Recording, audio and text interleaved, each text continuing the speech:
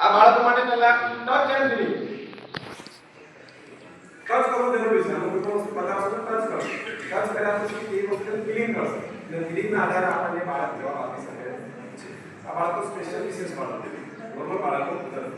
તો એમને સમજવા માટે પહેલા તો સ્પર્શ, અવાજ અને સ્વાદ એ વસ્તુ સમજાવવી ખૂબ જરૂરી છે. એ સમજાવવા માટે શું કરશો? આપણે શિયાળનો પરિચય કહી દીધું. બાળકને તો શિયાળો કો, ઋતુ કો, ગધેડું કો, સિંહ કો, વાઘ કો બધું સમજણ માટે સરખું છે. કેમ કે એ બાળકે ક્યારે જોયું નથી. તો એને શિયાળ સમજાવવા માટે નાના નાના જે ગરુડિયા હોય આપણી શાળામાં આપણે લાવી શકીએ છીએ.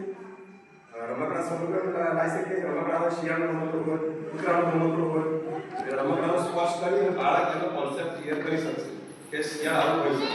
એટલે કદાચ શક્ય હોય તો આપણે શિયાળના રમકડા નથી લાવી શકતા, પરંતુ કૂતરાનું નાનું બચ્ચું હોય, ગરુડિયું તો લાવી શકીએ છીએ. તો કૂતરાના બચ્ચાનો સ્પર્શ કરાય અને બાળક અનુભવ કરી શકશે. કૂતરાથી નજીકનું હોય છે શિયાળ.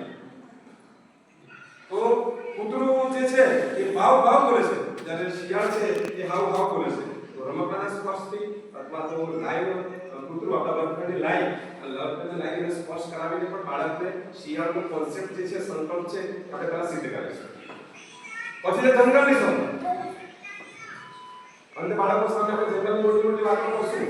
એના માટે જંગલ છે, દરિયો છે, વન છે, બધા માટે સરખું રહેવાનું. જંગલના ઘણા બધા પર્યાય પાઠ આપશું એટલે બાળકોને બીજા થવાના નથી. તો જંગલ કોને કહેવાય?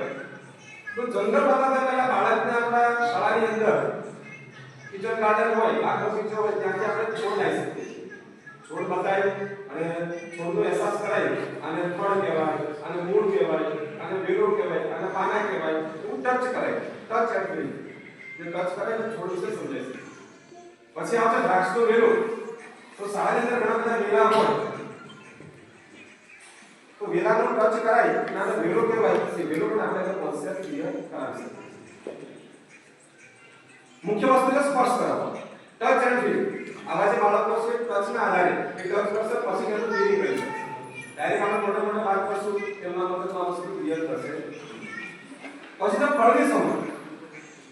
તો બાળક માટે તો કેરી કો, અનાનસ કો, તરબૂચ કો કે કંઈ પણ તેના માટે બધા ફળ સરખા છે. એટલે કયું ફળ પીવું આવે ખબર નથી, પરંતુ આપણે આવા જે ફળો છે વર્ગની અંદર લાવી શકીએ છીએ. લાઈટ આવશે તો એના રમકડા પણ હોય છે. રમકડા સોફ્ટ કે આપણે કેરી વાળા સાથે સ્પર્શ કરાવી શકીએ, તરબૂચનો ફળનો સ્પર્શ કરાવી શકીએ, કેરીના ફળનો સ્પર્શ કરાવી શકીએ.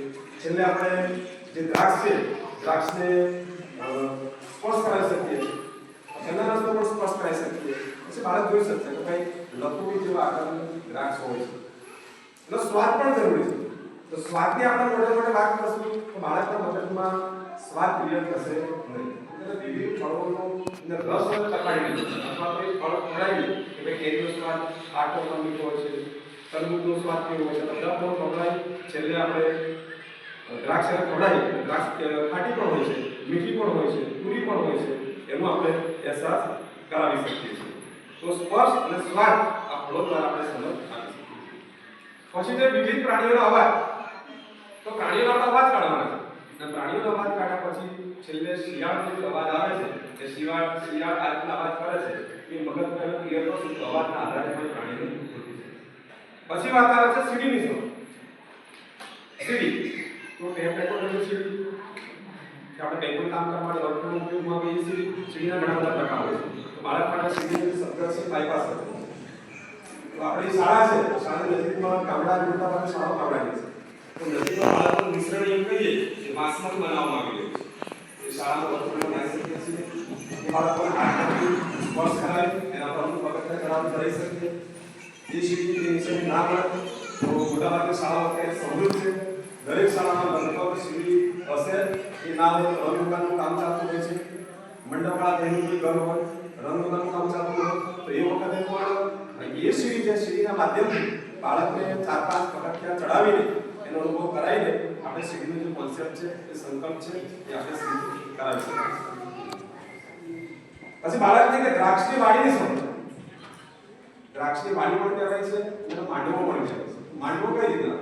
તો માંડવો કહેશું તો બાળક લગ્નનો માંડવો મંડપ કોઈ પણ સમજી શકે છે. ના પણ એના વખત તો સંકલ્પ સિદ્ધ હોતી નથી.